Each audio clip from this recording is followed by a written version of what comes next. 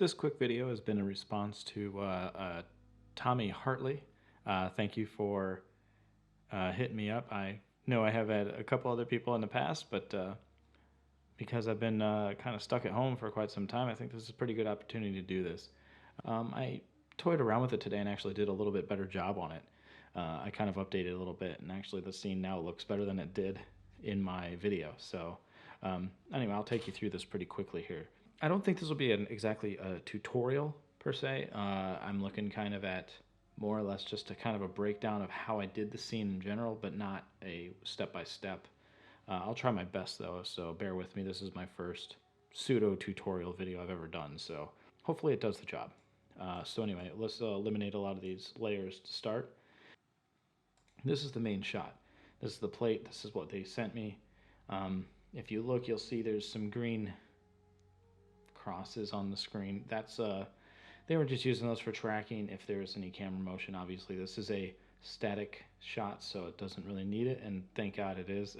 It would do a lot more work with the motion if there was if there was movement with the camera as well. So anyway, if you look, we'll just scroll through here. So this is what we're trying to mimic, and if you look, I mean, it's kind of interesting. I was already looking and noticing that because of the light and the dark differences, the fuzz on this really kind of gets chopped down already on its own. This is natural, so this would be what this is what it looks like anyway. So you kind of just want to mimic what you see here, and actually, if I could, try to improve a little bit on it. So we'll see what we can do here. She comes by. If you notice, there's things to take into account. There's the reflection here on the knife. Not too much else going on here. She just moves it in front and then moves it back. So one of the first things I did was obviously you want to put the TV screen in here. And if you notice, this old TV, TVs of years ago had a bulge to them. So if you look here, I took off the flat screen, gave it a little bit of a bulge, and then also angled it so it pretty much matched the angle of the actual TV. They also gave me a little News 9 Chiron, which I added in there too, and also gave it a little bit of a bulge and a blur. So that's kind of what you got. And then so the next thing is, so this is your mask around the TV screen. But there's a few things that you'll notice here few things that I noticed is, one, this doesn't look very good. It doesn't match the color. Same thing with up here. So what I did was I took this and I added 2 shape layers and just gave it a little bit more of a purple hue. There's probably other ways to go about that, but that was what I found to be the most simple thing to do. And if you look at that, it's pretty easy to tell. And I think they have some minor opacity on them because you can see they're 50%. So you can see a little bit of the flicker through, which actually doesn't hurt. And also, if you notice, there's a lot of grain in this shot as is, so it's kind of an issue, but that's on the actual camera, so you can't do much about that. This is interesting. Everything had to be done frame by frame. So I was a traditional animator as I started with, so that's why keyframing and masking didn't seem too difficult. It was easy to just kind of zone out and just work with this stuff. And I'm not sure, to be honest, it's been a little while since I've done some of this type of work, so I don't know how advanced things have come. But at the time, this is the easiest way I could figure out to do it, was to mask it and to let it, and just to keyframe it, because things move so kind of differently. You couldn't just keyframe 7 frames apart and let it fill it in. You kind of have to go about it meticulously and make sure it's done correctly. I have 2 masks now. One for the ham, one for the piece of chicken. And really just kind of use the mask as far as you need to. You don't want to go extra. And then that was for the hand, the chicken, and then this is for the arm. And one thing you'll notice here is I'm dipping down into the arm farther than you would think, but that's mainly because, and I'll bring you back. Let me move these, remove this. You'll notice here that there's a lot of this TV that you see behind the arm, and that's kind of the hard part. Is you need to kind of cut that down a little bit so you can create. What I did was I created a new shape, an actual just shape layer, and filled it in behind to try to mimic the actual arm. So that's kind of what, so it's almost like doing some surgery, cut it out a little further back, and then create your own to fill in. And with the completed scene, you'll notice here.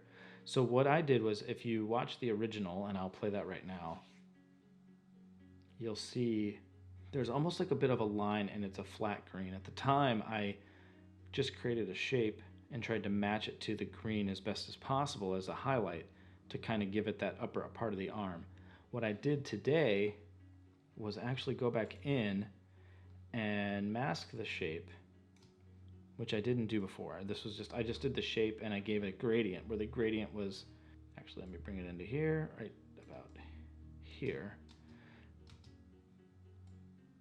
And I made the gradient fit. So the gradient was 0 opacity to full opacity. And I gave it a line. Well, what I did this time was actually, I made the shot better, was by masking that shape, giving the mask a little bit of a flare and a waver to her arm, and going into the gradient and actually bringing the gradient from left to right and giving it a variety of shades. And what's cool is you can also take that gradient and keyframe the gradient to the point where each time, if you look here, you'll see where it is right now.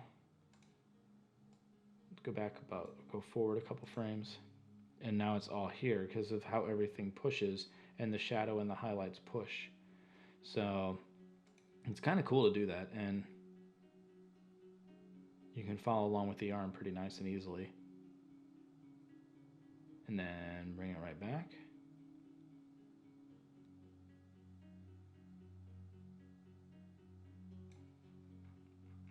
Let's put the, where's that at here? Boom, put that back in. So now you have the TV in.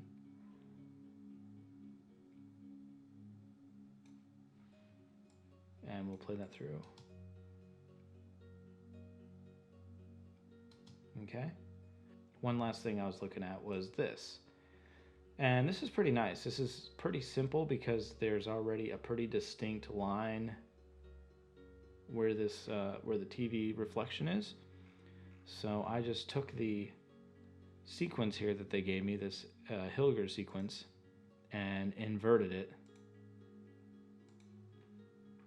to kind of try to mimic where the reflection would be.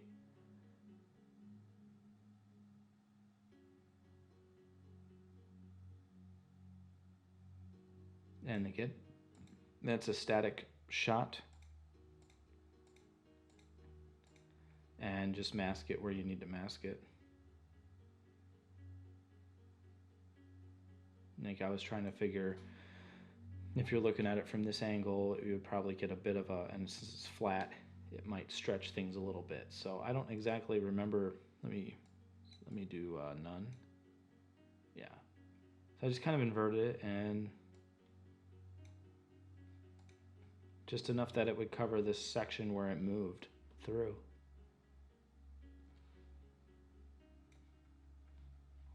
One last thing I did was on this shape layer.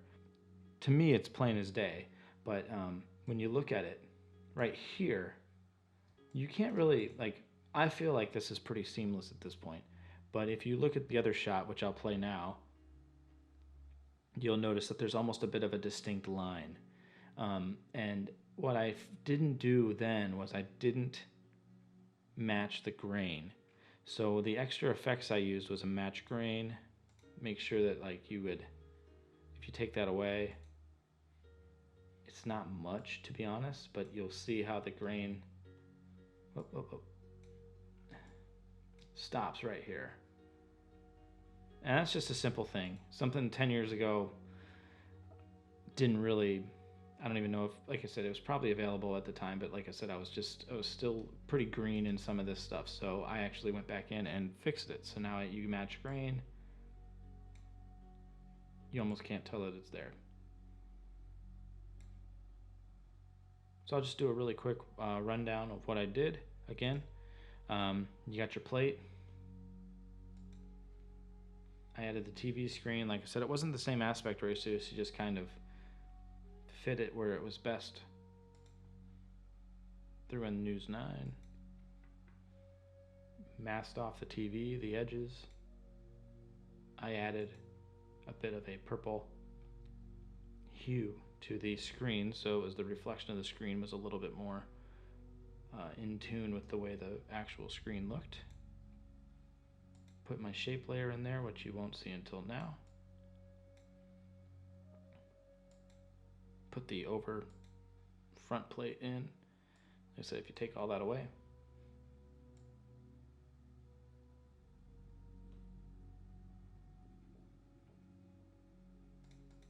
and then lastly the reflection of the knife.